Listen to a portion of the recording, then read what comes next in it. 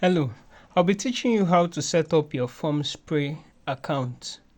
And the reason why we need the formspree is because we need the endpoint for our form action.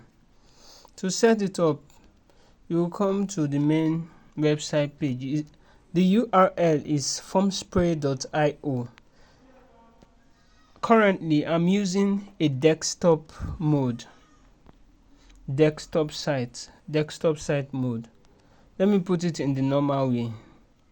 The normal way it's small, while the desktop mode is wider.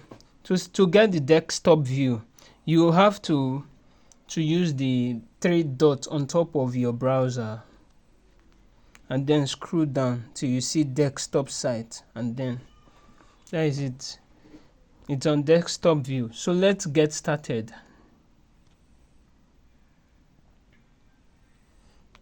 First, you fill in your name. Last name Pem. Let me just use Paul Moma. I've used that name before, but I pray it works. Okay, then you fill in your first name, your last name, email,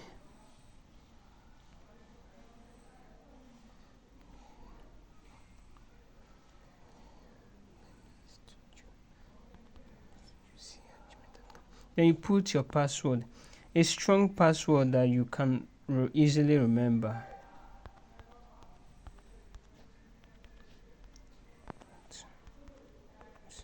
If this doesn't work on your Chrome browser, use Opera Mini or Edge. Then you check that box that says I understand and agree to the terms of use and privacy policy. Then register. Now we are in. Now we have an account. Then there are some few things to set up. Then you will use formspree for, do you want to use it for personal project, client project, or my business project? Let's go for my business project. Small organization. What's the size of your team/company? Today, yes, we might want to test it. So let's just go for immediately. Or no timeline, just exploring. Okay, let's use no timeline, just exploring.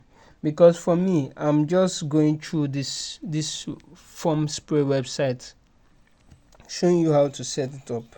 They'll still ask you, how do you hear about formspree? I feel that a form powered by formspree or a developer recommendation suggestion by AI. You can use developer recommendation, or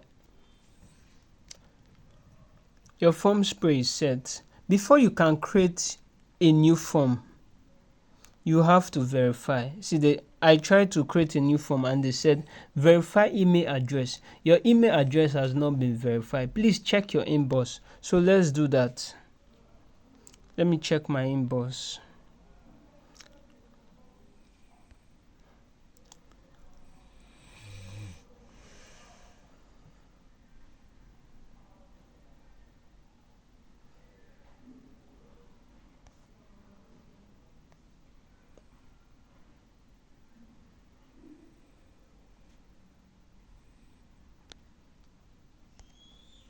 Okay, formspree have sent me a verification link.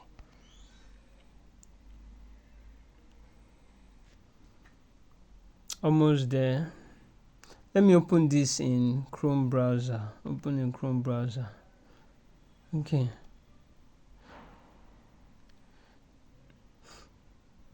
I'm verifying the email. They select all squares with motorcycle.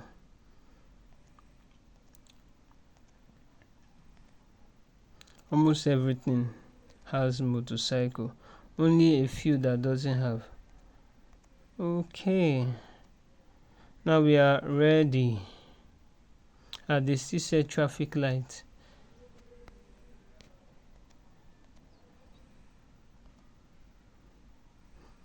Verified. email verified. This email is now active and may begin receiving form submission. So let's see. We are back to the form page. Then create a new form. You name the form. If you want to receive contact messages, or you want to receive any information you want to receive, it might be application, then you name your form according to the information you want to receive. Create. When you have given it a form name, the next thing is to create. You will see that green line, that green feedback that say form created successfully. Now you are good to go.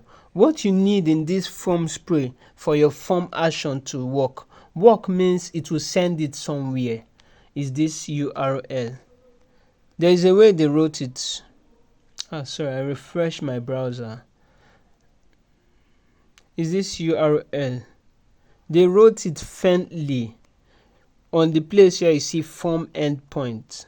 So that is what you will copy. If you see on top they wrote it copy to clipboard, you have that form endpoint. So you can use it in your form. There is another thing I like about this form spray. It has a form library. Form library means a place where you can get the snippet you want to use to make a form. It can be an application form, it can be a contact form, it can be a donation form, it can be a feedback form, it can be an ordered form. Any type of form you want to use it to create. It has a customized snippet for it, HTML and CSS. That's it. Another thing this form spray has is a pop-up form. Where is it again? I saw it somewhere. A form that you used to see beside a chat. Let me see if I can get it. Where did I see this thing again? Okay, that's that for creating forms. That's that.